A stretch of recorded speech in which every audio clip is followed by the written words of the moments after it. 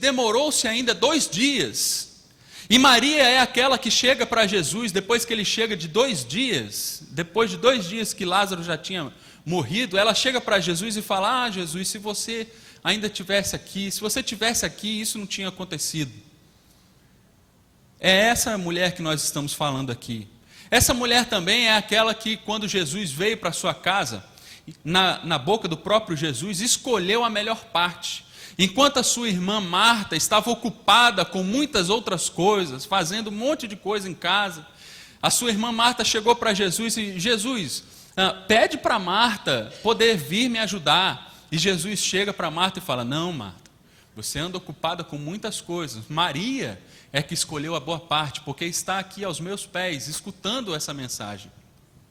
Essa é Maria, essa é a mulher que nós estamos falando aqui. E quem é o outro? Judas. Quem é esse outro personagem? Judas é um dos 12 discípulos. Ele conviveu durante 3 anos com Jesus. Ora, que privilégio Judas teve. Quantos de nós não queria passar pelo menos 1 minuto perto de Jesus? Sentir Jesus perto de nós, fisicamente. Tocar em Jesus, ouvir a voz de Jesus. Quantos de nós não queria isso? Por 1 minuto que seja. Judas passou 3 anos com Jesus. Era um dos 12. Judas chegou a ser o tesoureiro do grupo. Se você for ler os outros evangelhos, Marcos não fala sobre isso, mas os outros evangelhos vai dizer que Judas era aquele que cuidava da bolsa, do dinheiro dos 12. Era o administrador do grupo. Ele tinha uma certa liderança entre o grupo. No entanto, essa liderança era desonesta. Ele era um cara de um caráter duvidoso. Há, em algumas menções nos outros evangelhos, que ele na verdade reclamou, foi ele quem reclamou dessa mulher que derramou o vaso tão caro na cabeça de Jesus. Em Marcos não fala quem foi, só fala que foram os discípulos. Mas os outros evangelhos vão dizer que quem encabeçou essa reclamação aqui foi o próprio Judas. E ainda coloca um adendo, diz: ele fez isso não porque estava preocupado com os pobres que poderiam ganhar o dinheiro lá, os 300 denários que valia esse perfume, mas porque ele era desonesto e roubava alguns daqueles dinheiros que eram destinados à sua administração.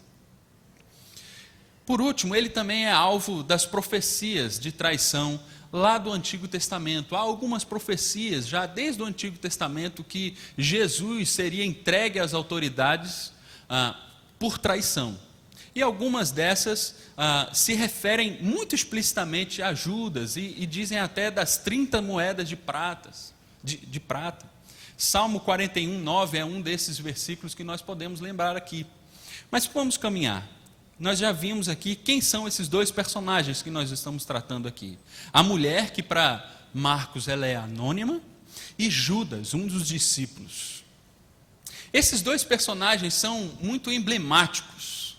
E eles são não somente emblemáticos, como eles são contrastantes. Por que eles são emblemáticos e contrastantes? Eles estão nos 2 extremos. Eles representam aqui 2 caminhos para quem lê esse texto. Quem se depara com esse texto que nós lemos aqui é apresentado a 2 caminhos. Um caminho é simbolizado pela mulher, o outro caminho por Judas. Há 2 caminhos que são apresentados para mim e para você aqui essa noite. Por isso, esses 2 caminhos são, na verdade, o grande chamado de Deus para a minha vida e para a sua. Ou nós seguimos como um verdadeiro discípulo a Jesus, ou então nós saímos dessa rota, vamos para outro caminho. Não tem como ficar no meio, não há uma terceira via, não há um caminho do meio, só há um caminho sim ou há um caminho não, não tem como ficar no meio do caminho. Há 2 caminhos aqui, emblemáticos e contrastantes. Por que eu estou dizendo isso? Veja só, acompanhe comigo um pouquinho antes desse texto. Há 3 diálogos aqui. Jesus vai caminhando para Jerusalém, antes dele chegar no domingo, lá na entrada triunfal, Jesus vai caminhando durante todo o livro de Marcos, rumo a Jerusalém.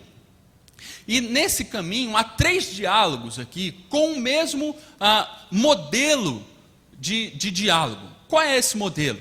Primeiro, Jesus lança uma profecia sobre a sua morte.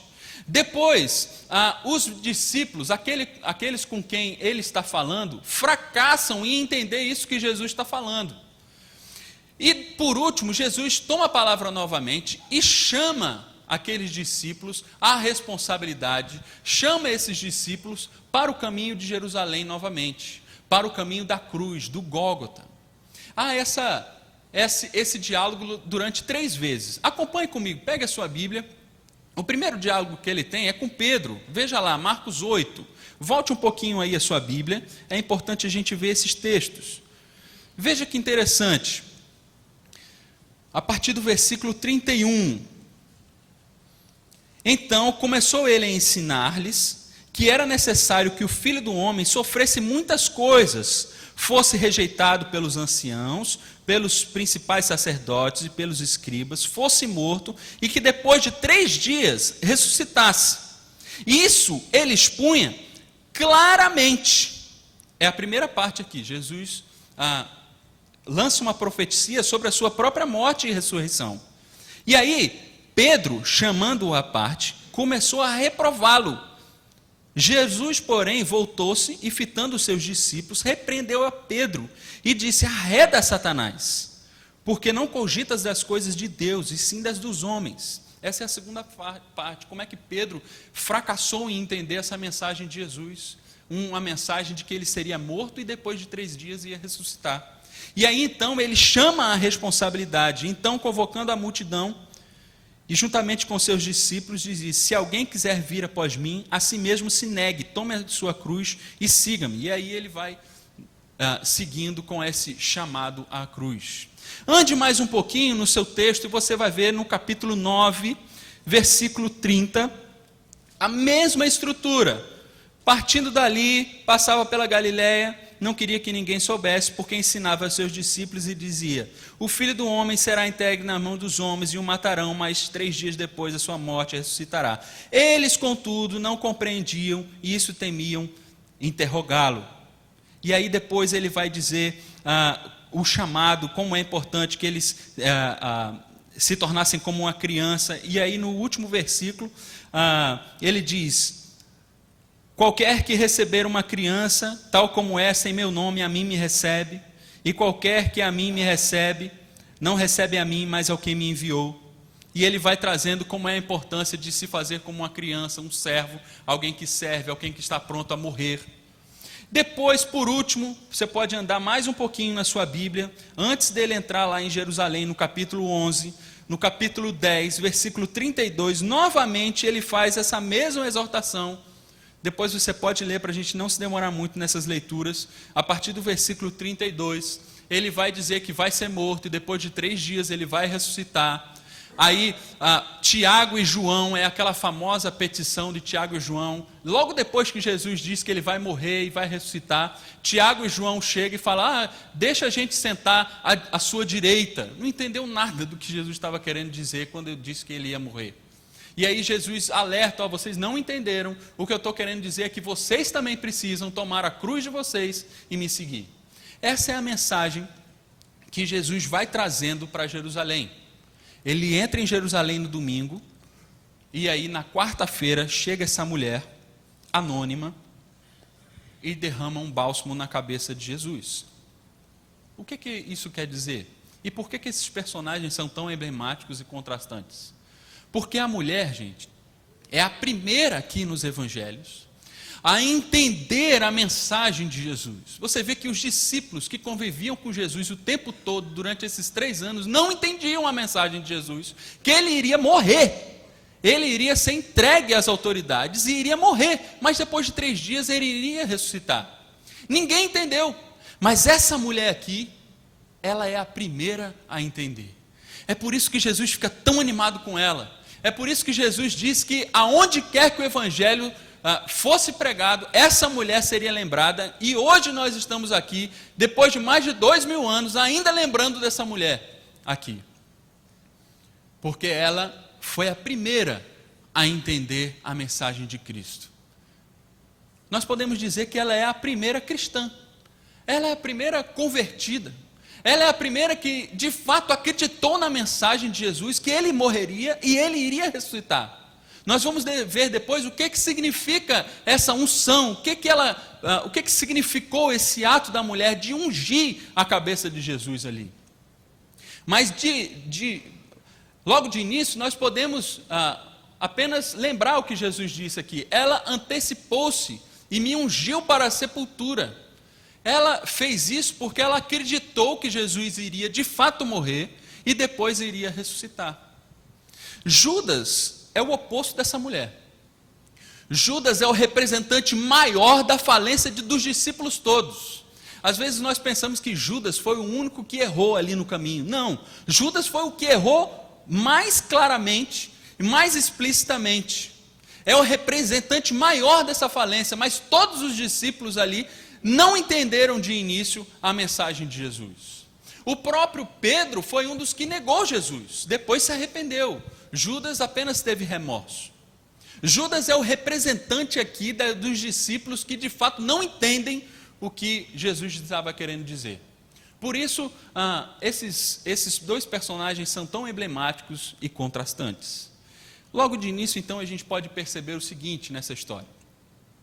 De quem nada se esperava, vem o melhor exemplo. A gente não esperava nada de uma mulher anônima do meio do povo, não se espera nada dela, mas é ela quem nos dá o melhor exemplo.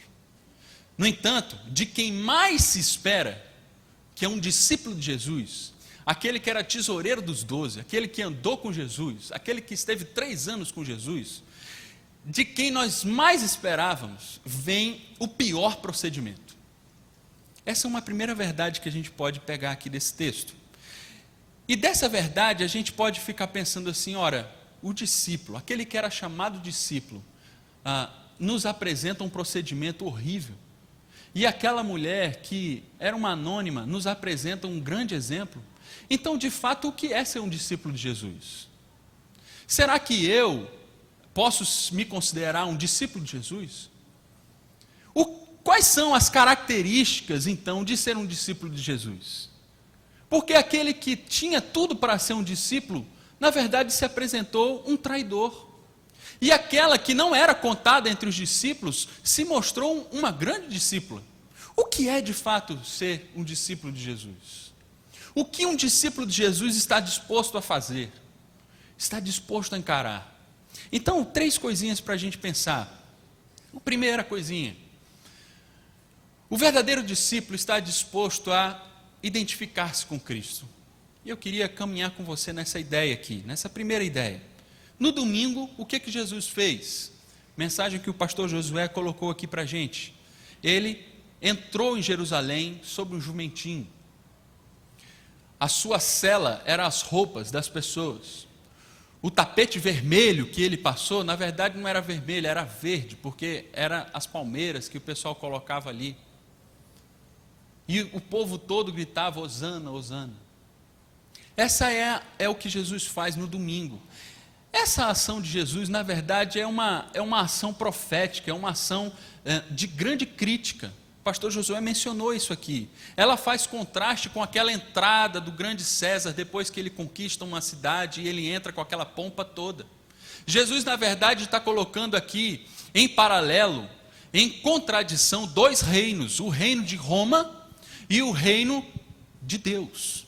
O reino de Roma conquistado pela força, pela violência, e o reino de Deus, não por força nem por violência, mas pelo meu espírito. O que Jesus faz aqui é uma grande crítica ao poder político.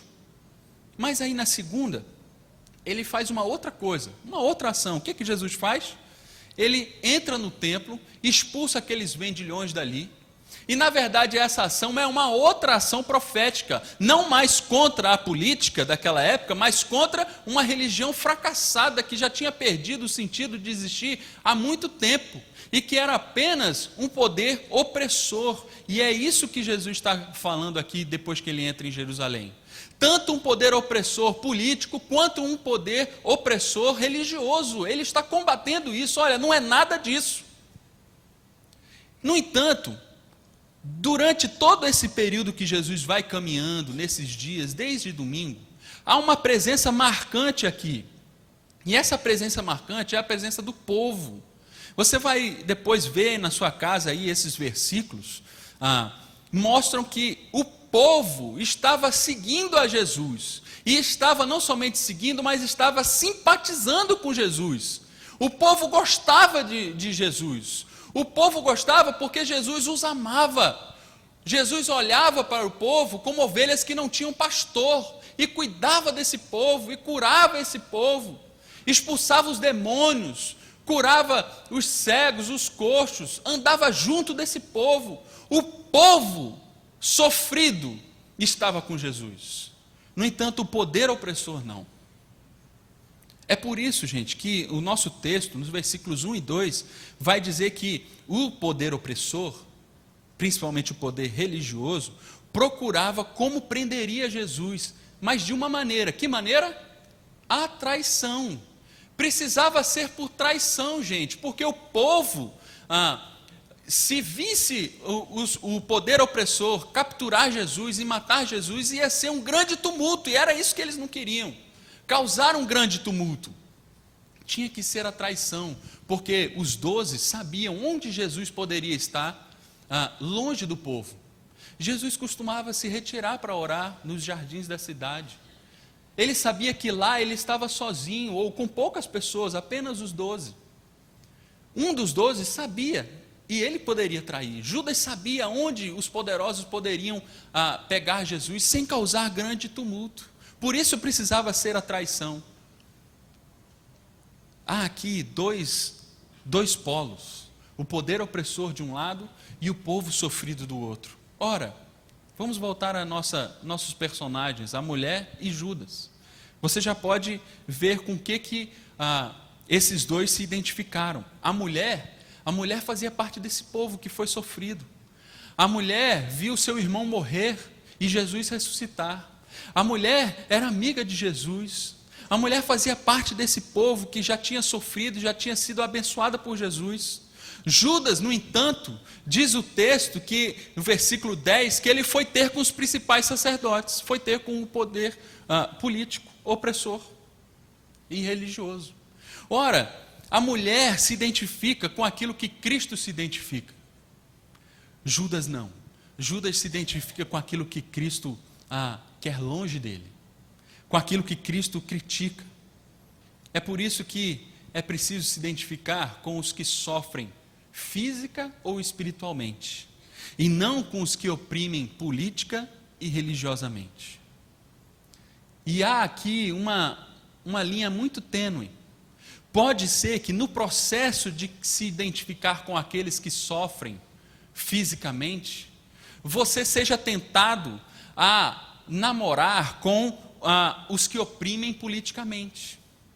Ou também, no processo de você se identificar com aqueles que sofrem espiritualmente, você pode correr o risco de ser tentado a também se identificar com aqueles que oprimem religiosamente. Ora, nós não podemos cair nessa tentação. Devemos sim nos importar com aqueles que sofrem, seja como for, mas isso não pode ser desculpa para a opressão de maneira nenhuma. Devemos nos identificar com aquilo que Cristo se identifica. Segundo, devemos buscar aquilo que tem valor. E a gente falou um pouquinho sobre valor no acampamento de carnaval da nossa mocidade. Foi um tema bem interessante que a gente tratou lá. Uma das coisas que a gente falou lá é que a gente precisa diferenciar o custo do valor. O que é custo e o que é valor? O custo é aquilo que você paga. O custo tem a ver com o seu compromisso. O valor é aquilo que é quase que imensurável. Tem a ver com a sua motivação. Por isso, o caminho do Evangelho não pode ser um caminho de cobrança de compromisso em primeira instância. É claro que Cristo cobrou compromisso, é claro que a igreja precisa pregar compromisso com as coisas, sim, mas antes disso é preciso falar sobre o valor, e Cristo falou sobre isso. Você lembra? Cristo falou que o reino dos céus também é semelhante a um que negocia e procura boas pérolas, e tendo achado uma pérola de grande valor, vendeu tudo o que possui e a compra. Antes de entender o preço da pérola, esse comerciante entendeu o valor. No momento em que a gente entende o valor, nós pagamos qualquer preço, não é verdade? Se nós estivermos motivados, nós temos compromisso. Mas não adianta cobrar compromisso sem motivação. Porque primeiro vem o valor, depois o custo. Primeiro a motivação, depois o compromisso. Voltando aos nossos personagens. Você pode ter percebido que os dois lidaram com algum tipo de valor aqui. A mulher gastou ali um vaso de perfume que custava 300 denários. Um denário equivale a um dia de trabalho. Um dia de trabalho. 300 denários é quase um ano de trabalho. É muito dinheiro. E essa mulher gastou ali tudo para ungir Jesus. E Judas? Judas lidou com 30 moedas de prata. A gente não sabe direito quanto vale uma moeda de prata. Alguns dizem que uma moeda de prata era um denário. E se for, nós temos aqui 10%. Judas traiu a Jesus por 10% do valor que a mulher gastou para ungir Jesus.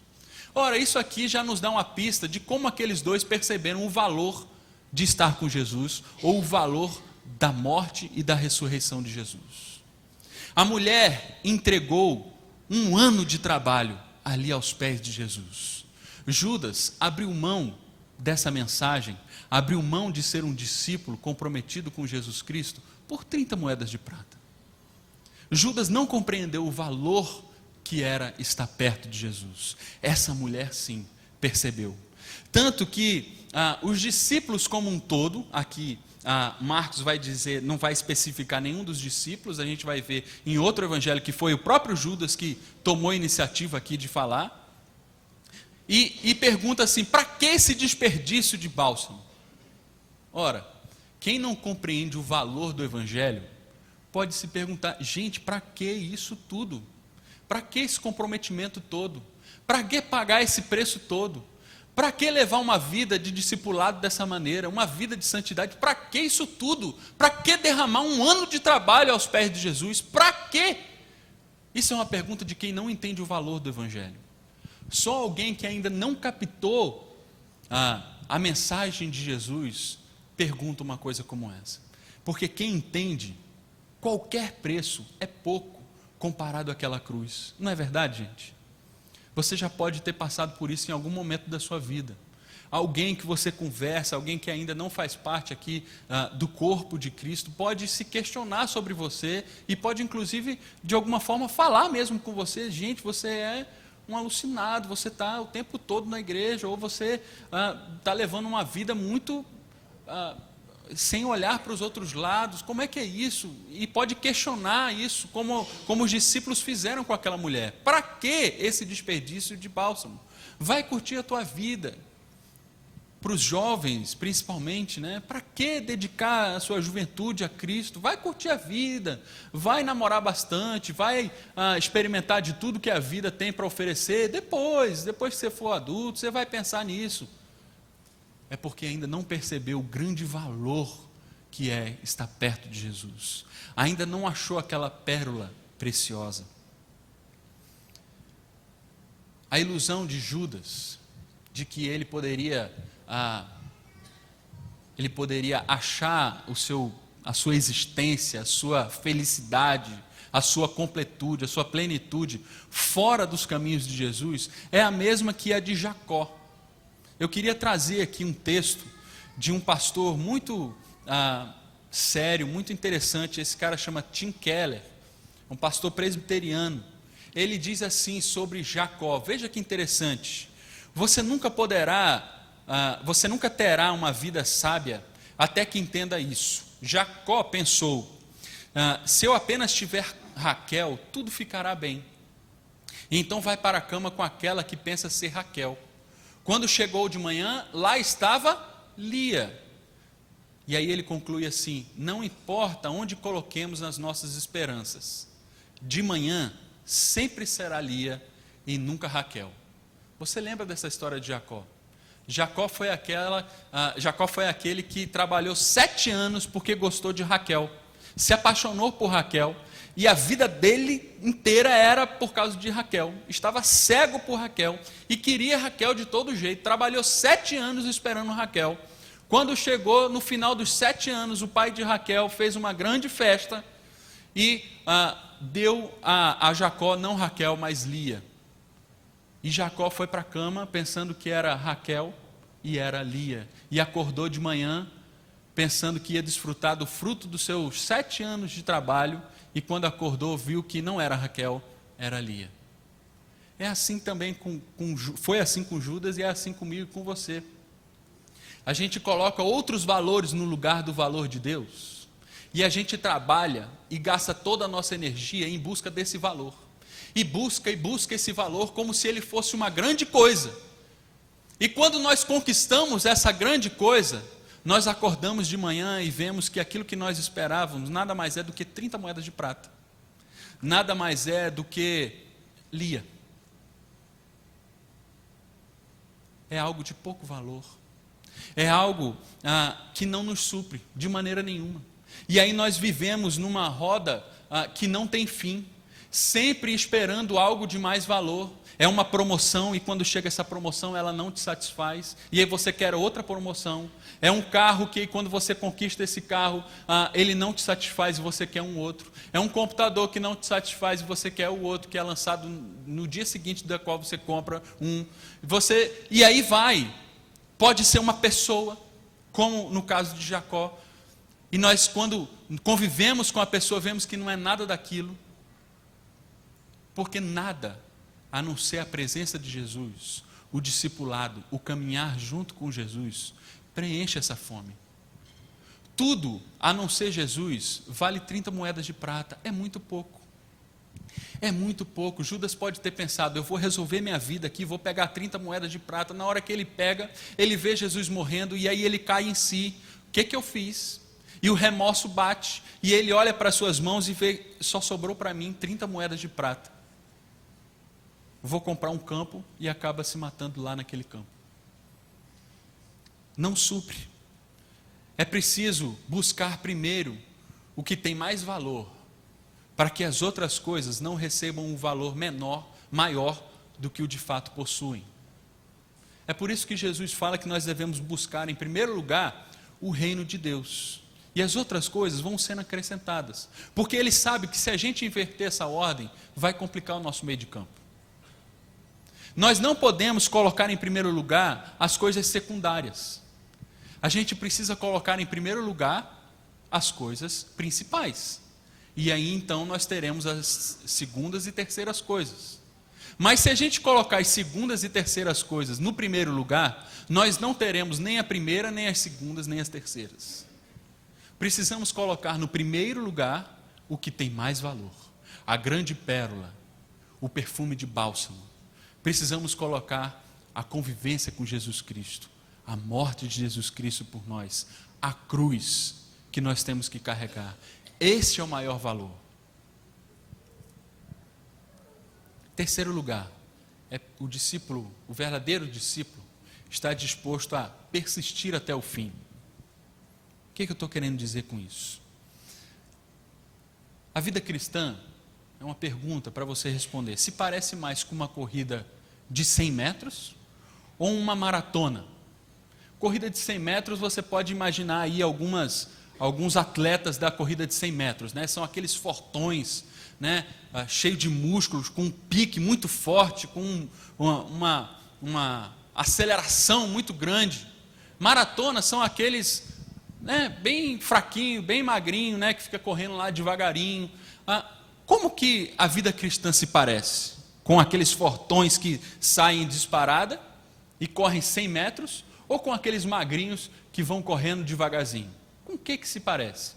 Para te ajudar a responder, eu vou trazer à sua memória alguns versículos aqui. Veja só. Lucas 21, 19, diz assim: é na vossa perseverança que ganhareis a vossa alma. Tiago 1,12 diz assim: bem-aventurado o homem que suporta com perseverança a provação, porque depois de ter sido aprovado, receberá a coroa da vida, a qual o Senhor prometeu aos que o amam. Suporta com perseverança. Romanos 5, 3 e 4 diz assim: nos gloriamos nas próprias tribulações, sabendo que a tristeza produz perseverança, e a perseverança, experiência, e a experiência, esperança. E por último, um versículo que é chave para você responder: 100 metros ou maratona?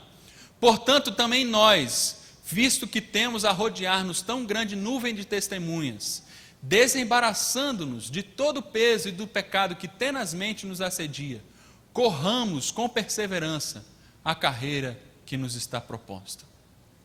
Eu tenho para mim que a carreira cristã se parece mais com a maratona, aquela que você corre a vida inteira e tem que suportar momentos de muito cansaço, e momentos em que você vê a linha de chegada ali na frente e que você não aguenta mais, mas você tem que continuar correndo, tem que continuar até o fim, porque o discípulo de verdade continua até o fim. E eu me lembro de uma história e de uma cena que comoveu o mundo inteiro, e eu queria que você lembrasse comigo essa cena, porque me parece muito comigo e com você, e como que a gente caminha essa maratona da vida cristã. Veja só. 20 minutos depois de ter chegado o americano, um outro momento emocionante aqui no Coliseu. Lá embaixo, a suíça, Gabriela Andersen, entrou no Coliseu e está tentando chegar nos últimos metros.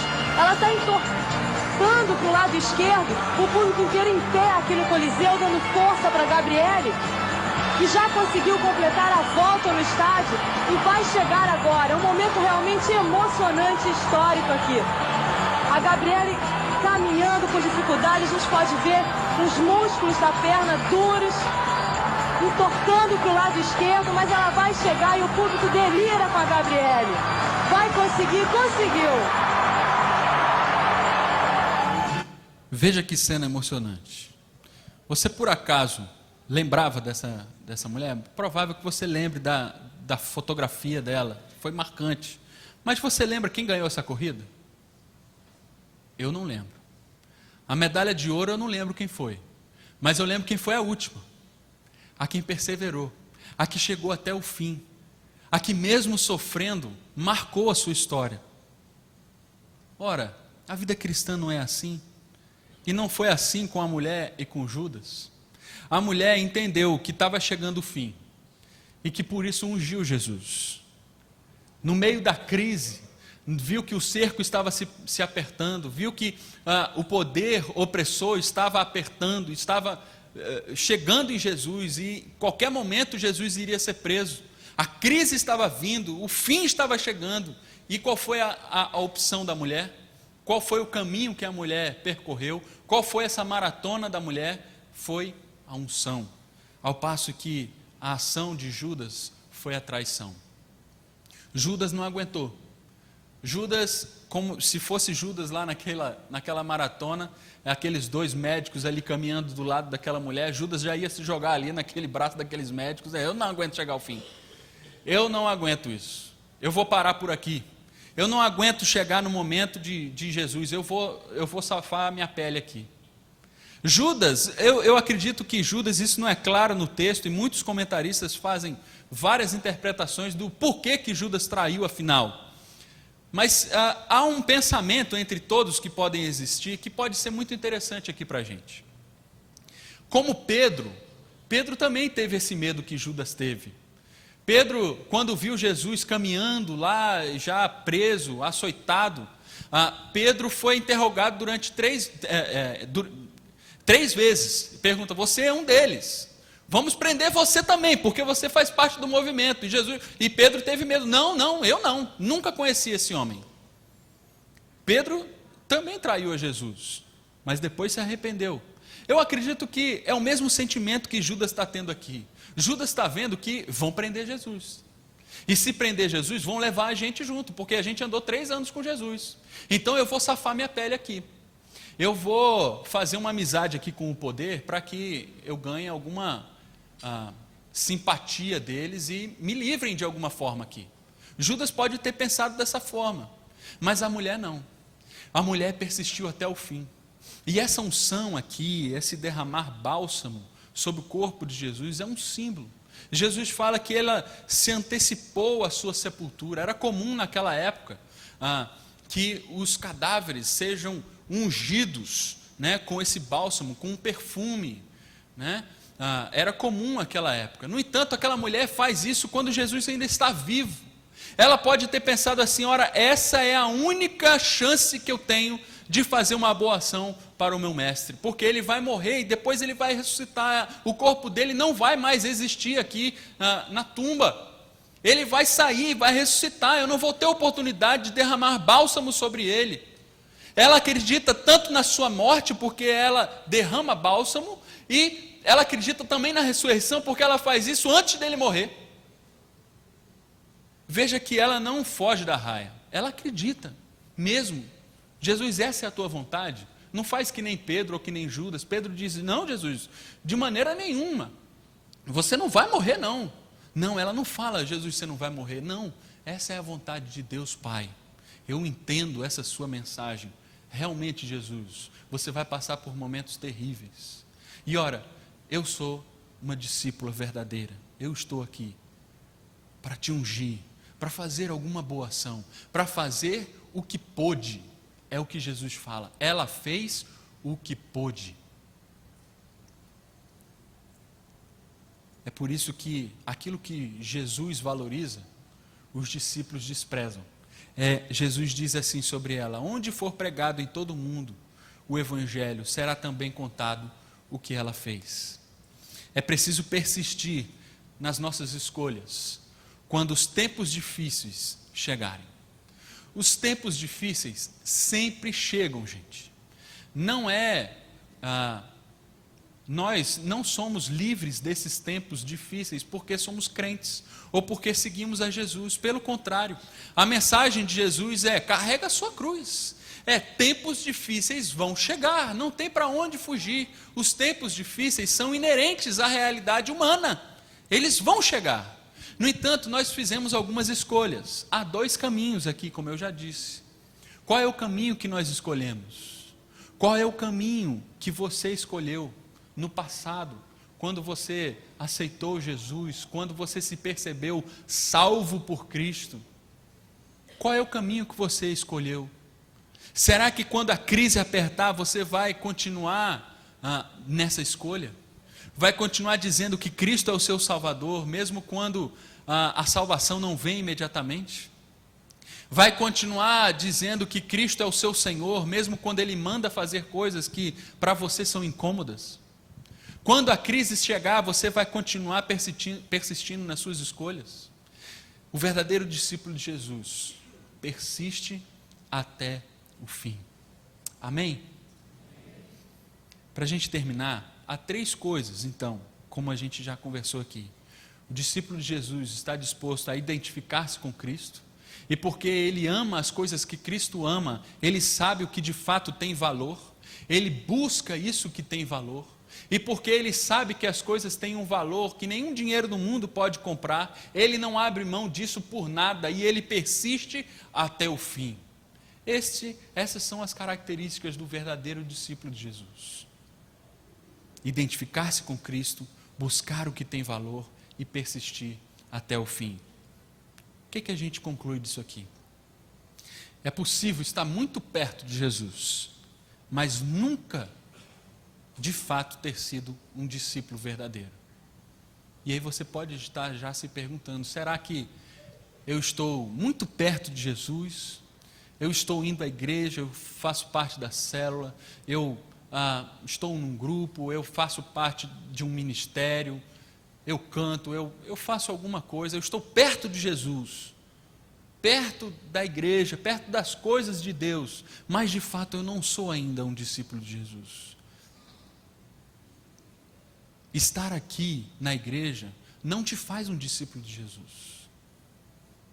Não te faz um discípulo de Jesus. Nós vimos quais são as verdadeiras características do discípulo do discípulo de Jesus.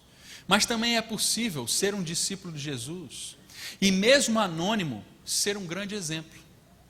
A gente que pensa que para ser um discípulo de Jesus eu preciso aparecer em algum lugar. Eu preciso ter um grande ministério, um ministério de visibilidade. Eu preciso estar lá na frente com o microfone na mão ou com um instrumento na mão, ou eu preciso liderar alguma coisa. Não, essa história também vem dizer para a gente que um anônimo pode ser um grande exemplo, não só para os que estão perto dele, mas para a humanidade inteira, como essa mulher o foi. Lá na sua célula, talvez você não seja nem líder, nem auxiliar, hospedeiro, supervisor, nada, mas você é membro daquela célula, e lá você tem um papel importantíssimo. Talvez o seu nome nunca tenha sido citado aqui do púlpito, nunca tenha sido colocado no boletim, você é um anônimo, mas para Cristo você não é um anônimo. Para Cristo você tem um nome, e você tem um papel fundamental no reino de Deus. Você é um discípulo de Cristo, e é um grande exemplo para outras pessoas. Há essa dualidade aqui nesse texto. Para a gente terminar, algumas perguntas que você pode conversar depois lá na sua célula durante essa semana sobre essas perguntas. E você já pode ir pensando sobre elas para chegar lá na sua célula um pouco mais amadurecido sobre essas perguntas. Você se considera um religioso ou um discípulo de fato? O seu coração pulsa mais pelo quê? Com que você se identifica mais? Segundo, qual é o maior valor da sua vida? E se você é capaz de responder essa pergunta, responda essa segunda. A sua agenda, os seus recursos, a energia que você despende, comprovam essa sua primeira resposta? Será que você diz que o seu maior valor é o reino de Deus, mas na verdade você não o busca em primeiro lugar, mas busca as outras coisas? O que você busca em primeiro lugar? O que está em primeiro lugar na sua agenda? O que vem primeiro? E aqui quando eu coloco agenda, eu não estou dizendo que você tem que ocupar a sua agenda só com programações na igreja, com cultos, não.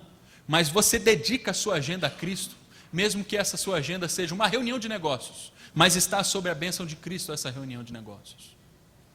Os seus recursos, mesmo que esses recursos não sejam totalmente dedicados à igreja ou a coisas assim, à oferta, mas os recursos que você gasta com você e com sua família são dedicados a Cristo? Qual é o maior valor da sua vida? Aquilo que você faz comprova isso?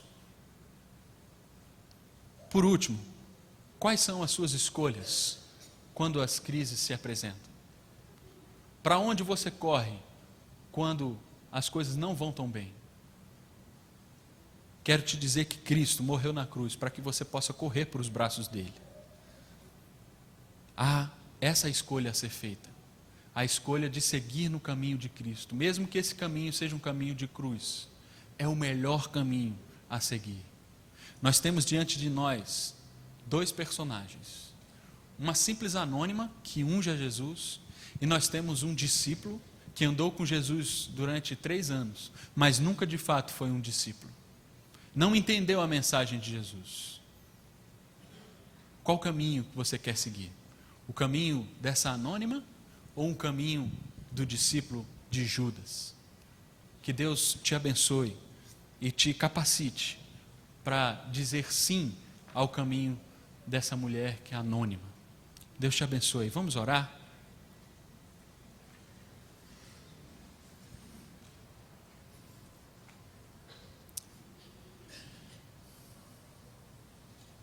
Pai de amor, de infinita bondade, nós estamos aqui humildes na Tua presença, primeiro confessando que o Senhor é o nosso Deus, o nosso Salvador. Nós queremos Te agradecer pelo sangue daquela cruz, por essa semana, Deus, que o Senhor passou, de tantas aflições, de tantas lições para a gente. Obrigado, Senhor, por aquela mulher, por Maria, porque muitas vezes ela foi uma anônima, Senhor, na história, mas que hoje serve de exemplo para a gente aqui. Nos ajuda, Deus, a nos identificar com o Senhor, a amar de fato aquilo que o Senhor ama, a nos identificar com o povo que é sofrido, Deus, com o povo que precisa da Tua igreja, o povo que precisa da nossa ação, do nosso braço, Deus, de misericórdia. Nos ajuda, Deus. Nos ajuda de fato a dar valor correto às coisas, ao que de fato, o valor que de fato elas têm. Ó Deus, nos ajuda a ver o Evangelho como essa grande pérola preciosa que nós não podemos perder de forma nenhuma, Deus. Nos ajuda a nos comprometer, a pagar de fato o preço por esse valor tão grande. Porque o Senhor já pagou o maior preço de todos, porque o Senhor nos deu o valor de fato. Nós te agradecemos, Deus, porque o Senhor nos ajuda, ao mesmo tempo que o Senhor nos ordena a viver, a carregar a nossa cruz, a resistir até o fim, a persistir até o fim. O Senhor está com a gente. O Senhor mesmo foi até o fim. O Senhor derramou o seu sangue. O Senhor foi até onde o ser humano era capaz de ir, que é a própria morte, por amor a gente. Por isso, Deus, nos ajuda a fazer de igual forma. Nos ajuda a carregar a nossa cruz, a cruz do discipulado, de escolher o Senhor nesse mundo tão corrompido, tão distante do Senhor. Nos ajuda, Deus, precisamos do Senhor. No nome de Jesus Cristo. Amém.